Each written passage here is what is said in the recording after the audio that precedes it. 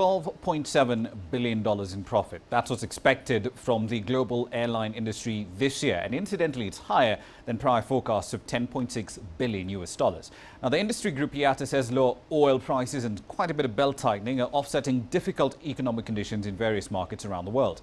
But at a meeting of over 200 airlines in Cape Town, South Africa, the group's director, Tony Tyler, said airlines' profit margins remain pretty weak. The airline industry has been beset by tough economic conditions in traditionally vibrant markets, which have been somewhat offset by a boom in emerging markets as new businesses expand and newly rich travelers move around the world.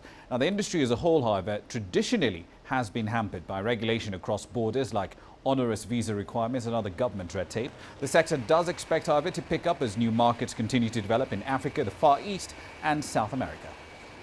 It may sound like a lot of money, but it's still a net profit margin of only 1.8%. And actually, it amounts to about $4 a passenger, which is less than you'd have to pay for a sandwich in many parts of the world. There is every reason to believe that aviation in South Africa and the continent of Africa will continue to grow and to boost social and economic development. Now, as we've just seen there, the International Air Transport Association annual general meeting is underway in South Africa. It was officially opened by Halema Motlanthe, South Africa's deputy president. However, it was left to the country's Minister of Public Enterprises, Malusi Gigaba, to set the cat among the pigeons when he called for the liberalization of air travel in Africa. CCTV's Angelo Coppola filed this report in a debate that still has many stakeholders expressing varied and fairly strong opinions.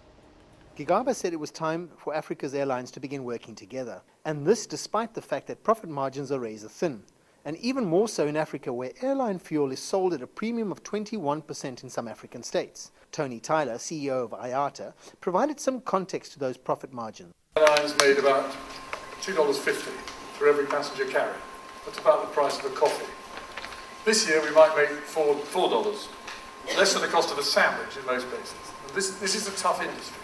While profit and competition is important, it's common cause that Africa lacks a dynamic transportation network to connect the continent and make it possible for Africans to trade with one another. Gigaba suggests that air travel could close the gap left by inadequate road and rail travel infrastructure. The fact that we have to collaborate doesn't mean that we must stop competing and becoming more efficient and more reliable.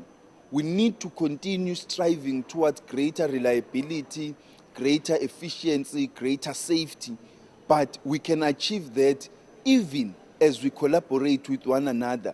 Gigaba stressed that African airlines should be working together and code-sharing with one another. Instead of preferring to code-share with foreign airlines that are here to serve the interests of their own countries. The call for air travel liberalization is an interesting one, as many would see this as anti-competitive. On the other hand, the need to focus on African interests first is also not a new one.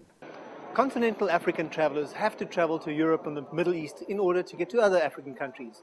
Perhaps if those African countries work together and develop joint policies, that need to sojourn in other parts of the world would be done away with. I'm Angelo Coppola for CCTV in Cape Town.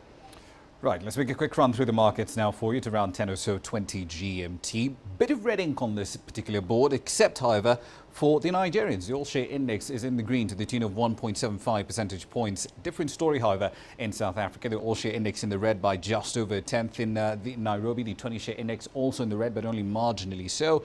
And the Egyptian market also firmly in the red, down 1.57% on the day. So far, these are the numbers you're looking at.